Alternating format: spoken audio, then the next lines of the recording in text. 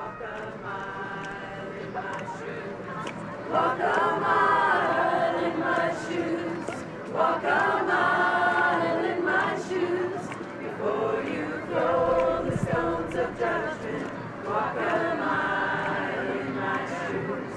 Walk a mile in my shoes. Walk a mile in my shoes. Before you throw the stones of judgment. Walk a mile in my shoes. Walk a mile in my shoes. Walk a mile in my shoes. My fantasy about this group is what they're mainly about is their ability to get other people interested in the conversation about what is educating the heart, right? Because the whole purpose of this inquiry is to get as many people asking that question. What is educating the heart? How do we do it? How do we do a better job of it? When the Dalai Lama Center first approached me, I just was thrilled because the topic being how to create a community that's more encouraging of compassion in young children was a fantastic topic and something that we do a lot of work in anyway. It's a meeting that would set in motion a powerful change process. At the table, the Dalai Lama Center for Peace and Education and Frog Hollow Neighborhood House. They share a vision to empower the community of Frog Hollow Neighborhood House to explore ways to raise confident, cooperative, and compassionate children. And we think of ourselves as being the community living room. So it's really a place for people to come and gather to make community. It's this idea that it's a safe place, that everybody's welcome. Compassion is really the basis to building a positive community. It helps people look outside themselves. The more understanding and the more compassion you can build in people, and particularly in young children as they grow, the more integrated and cohesive and kind of community you can build.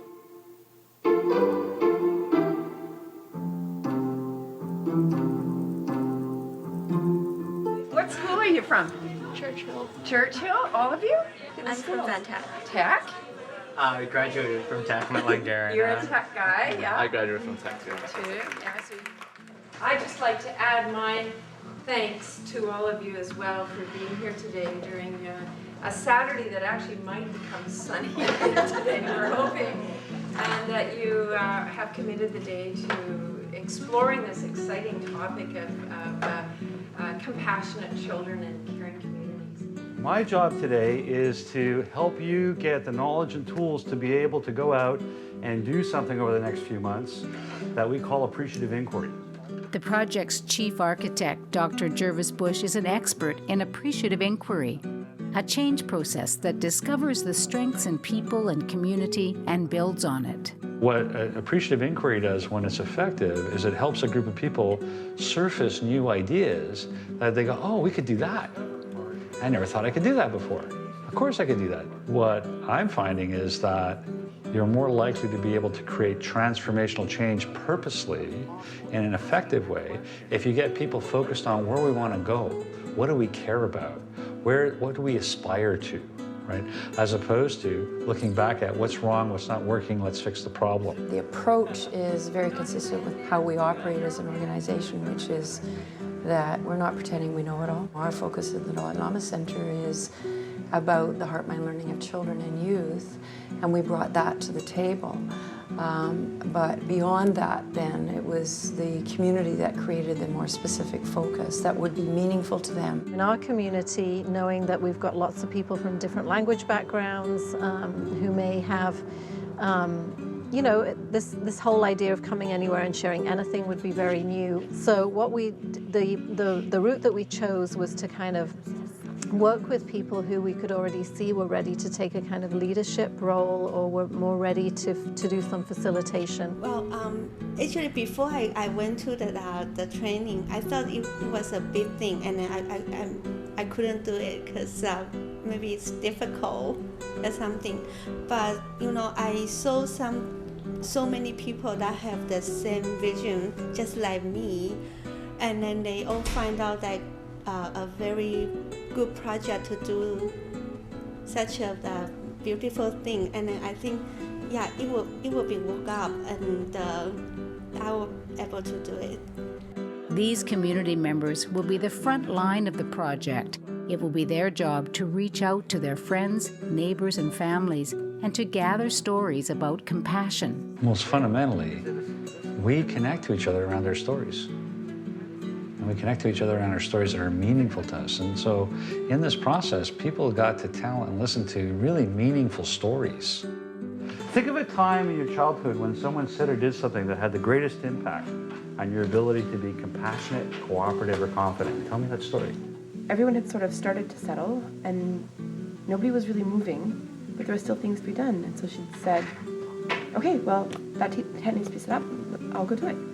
But I don't think she used words when she said it, but that was the message. It was, there's a job that needs to be done, so she got up to do it. She was really showing me how initiative, just helping. It wasn't her tent. Her tent was already done. She was done, but somebody else's tent was waiting to be set up. So she just went to do it. Right. And I went with her, and we set it up.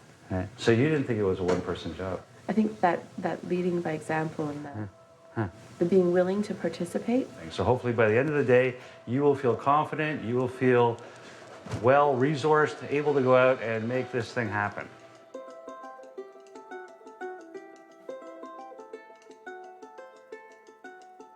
Frogs in the Park is an annual event for Frog Hollow Neighborhood House. This year, it's transformed to build on the spirit of the Compassion Project. The Compassion button-making table is one of the most popular events. It seems often that that's one of those places where someone who really wants to talk but is feeling a little shy will keep coming back to make buttons or talk to whoever's on that table. And I think that just that opening up in allowing someone to have that space and to make it comfortable, make it fun, I think that in itself is an act of compassion.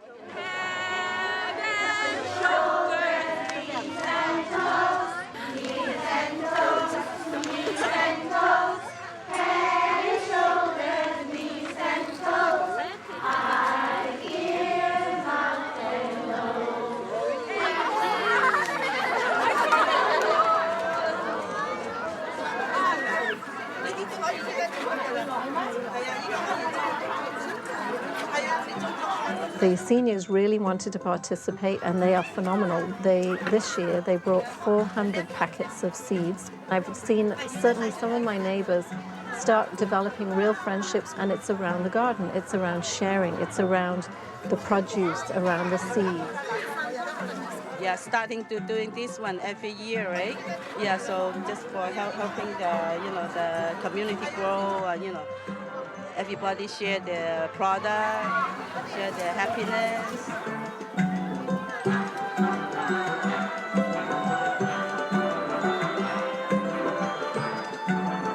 When you were there at Clinton Park, and all these people coming to you and smiling at you and asking you how are you, it's a big, it's a big tap on your shoulder that you are counted. It gives you the boost that, oh, I am one of them.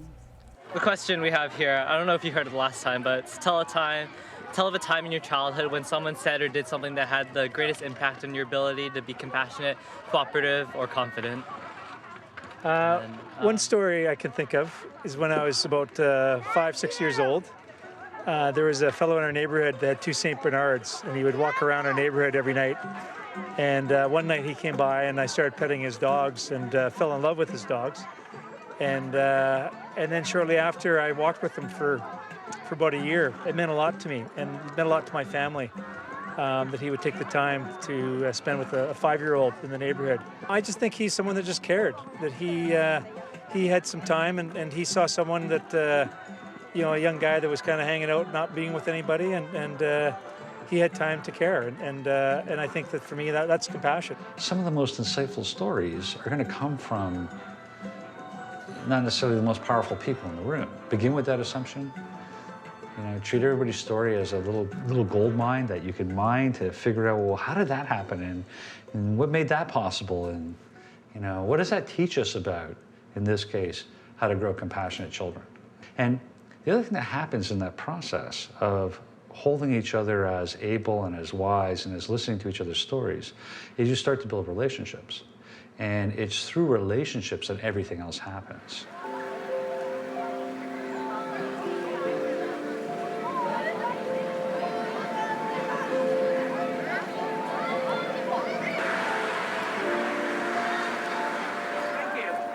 At our annual pumpkin patch in the city, where we have about 1,000 people come ordinarily on a Saturday, and it's a fair and whatnot, we decided to create a compassion room in the school, the local school across the street. The Compassion Room is a visual presentation of the first stage of the Compassion Project. There's so much excitement. I'm so excited. There are so many discoveries. We have, on a personal level, discovered a lot about ourselves and how we work with the community and how we see the community. Just practicing compassion and talking about it makes you think more deeply about the things we say and do and act. It's so different. I never seen a place like that, you know. So I feel of love, yeah, in there, and then everything you just feel like relaxed. It's like we are beginning to look back and reflect. How are we going to give these lessons, moral lessons, to our children? Starting to accept everyone, learning to trust, being open, respectful. You know, all these simple things that if you look at it, it's not simple. It's so deep because you are giving them the lesson of life, the wisdom that everyone should be having. The pumpkin patch was quite a remarkable day. And I think some of what struck me right from the beginning was all of what had led up to it. And the fact that there were people who'd been engaged in the story circles, either participated or facilitated, plus so many of the Frog Hollow staff who got together to create the sort of the physical environment of the pumpkin patch, the compassion gym. When I came into the compassion room today, I got these little like Halloween candies, but instead of just being a Halloween candy that you're going to give to someone, it's attached to this really cool card that talks about the Compassion Project, and then a quote about compassion. For the color of the hair right in the front, maybe, and then this one in the back. You want to do that? Let's ask just enough. What we're doing here today is we're making Soul Sisters. They're little talismanic dolls that I've been making since I was a child, and I started making them with my mom. And what it has to do with compassion is that when you gather around to work with your hands, it slows your mind down a little bit, and it lends itself to a more focused conversation and sharing stories. Here, people can make a wish. They can draw a picture, write just one letter if they're very young children. We encourage them to express themselves just in any way, even if it's only a dot or a line. It's all good. For example, one woman who was very pregnant, was saying, "I wish my baby would come." One young child just wrote their name and some symbols, anything that makes them happy. A lot of people wished for love and kindness and understanding. I was so touched because my experience is not different from others. You know, at first you were thinking you are out there somewhere and nobody's experiencing what you are experiencing, but it's the other way around. You will see that all these things is a humbling experience for you because nobody in this world experienced far more greater than you or far more lesser than you. Everybody has a part to give and a part to receive. I am delighted. I'm excited. I guess I had my dream of what this is going to look like, and what has happened has been even more and much more, and everybody has contributed in different ways, and as they've thrown in their ideas, it's like a big pot, and everybody's thrown in their ideas and new things have grown. So we've had artists, we've had people singing, we've had everybody drawing and bringing different pieces. We've had probably twice as many volunteers as we thought we would have. So thank you very, very much. It's awesome.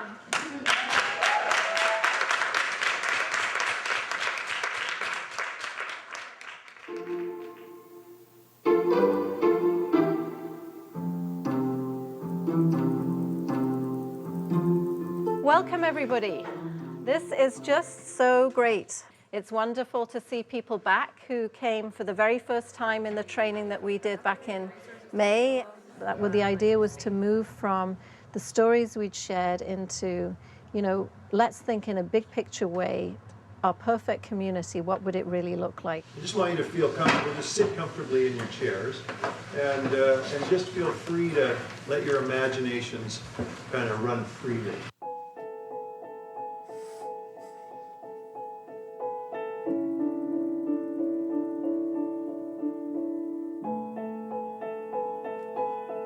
Part of the dream phase, people are encouraged to actually go through a little exercise where they close their eyes and they get relaxed and they imagine a community that does encourage compassion in young children and what that would look like to them. People have gone through that kind of imaginative exercise and have come up with the most incredible, beautiful, amazing things that we never would have imagined. And they've then written them down. There were a lot of themes, and it was kind of a lot of similarities, but we also talked about sort of a village type setting and a place where people could be close together. In developing the dream phase, we wanted to offer opportunities for people to come together to kind of co-create a dream. I saw people who maybe never had talked to each other or who might have had a different kind of focus in their relationship connecting around this, developing the dream. Because, you really do engage your heart as you think in a creative way. There's a real emotional connection as well. And I think that was very much in the air through the dream experience, that people were connecting from their heart, with their hearts as well as with their heads. A common theme in our group was laughter. A lot of people, when they were visualizing, saw laughter.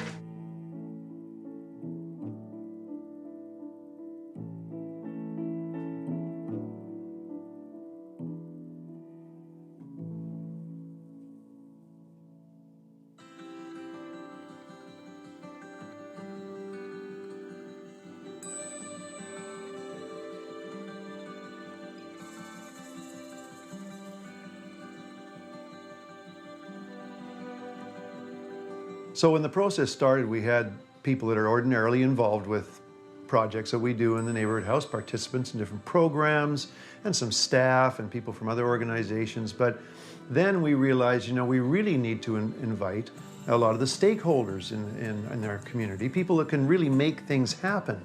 And when we did that, it was just incredible. The response was beyond surprising. We had like 100 people show up for 4 hours on a Friday afternoon.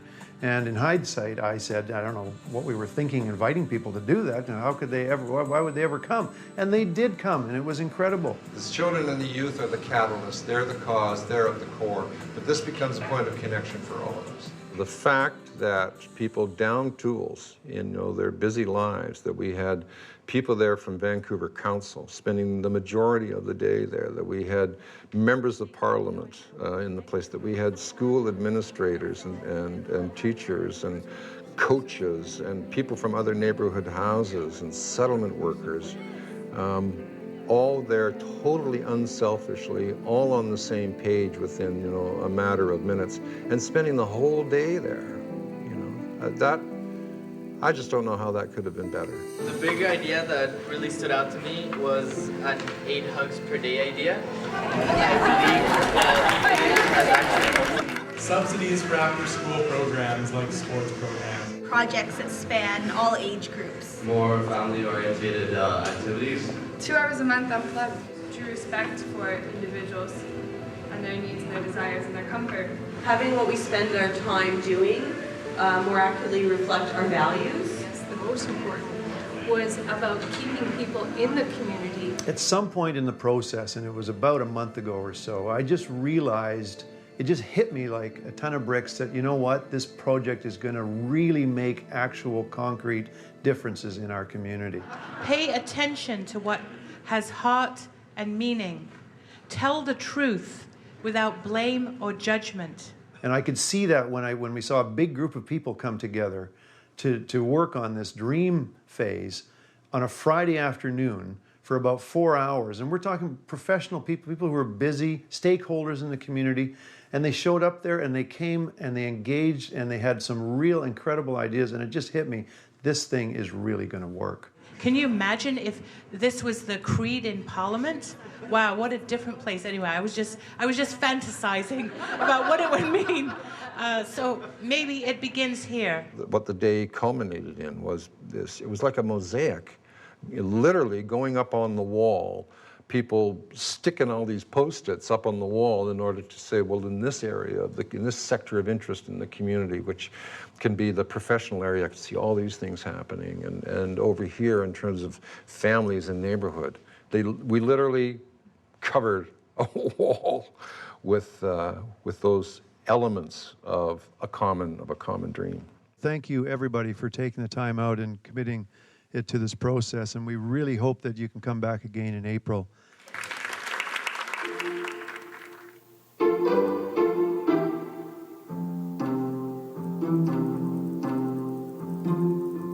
The next step is to, again, bring as many people together as possible and to say to them, okay, well, we kind of know where we'd like to be in 3 to 5 years.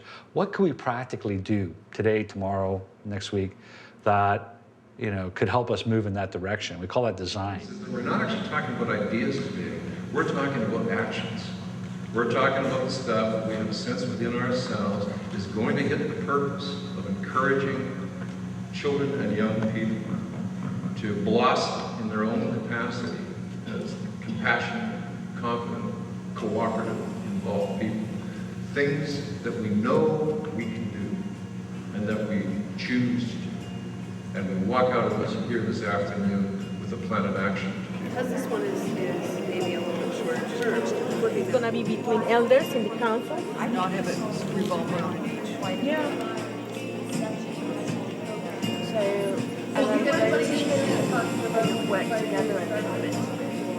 The important thing in the design phase is that there are people who are really passionate about whatever the innovation is, and that they're willing to be champions for that. It was kind of where the rubber hits the road, where it's wonderful to be creative and to develop ideas and look at the possibilities and to kind of aspire to a vision. And in the design phase, it's really looking at, okay, so how do we make that happen? And who's prepared to sort of front up to provide leadership and support? I would say with an absolute sort of minimum of guidance, stimulation, facilitation, there was such high readiness in the room and high clarity around sense of being there and purpose and possibility that people generated ideas together. They articulated those in small groups among one another. They held them up for others to see, and then people were given the opportunity to go to a place where they saw an idea and not expect to be led by some appointed person, because that wasn't the idea. The idea was go towards the person who's raised the idea, but be ready to put your own imprint on that. And if it doesn't work out for you, no problem. Go to another one, because the idea here is to end up at the end of the day with maybe 2, maybe 3, maybe 5, maybe 11 ideas that really do have legs to them. Plan opportunities in the community for youth and children to get involved in different volunteer-driven projects, places like food banks, community gardens. More opportunities to have those with special needs engaged in the community, to be able to outreach and have them more involved in community work. So it's a two-way integration kind of project. Compassion project is in the school system, and what I found was Western education teaches children to think with their minds. And what the seven sacred grandfathers does, it teaches children to think with their hearts and then connect their hearts to their minds.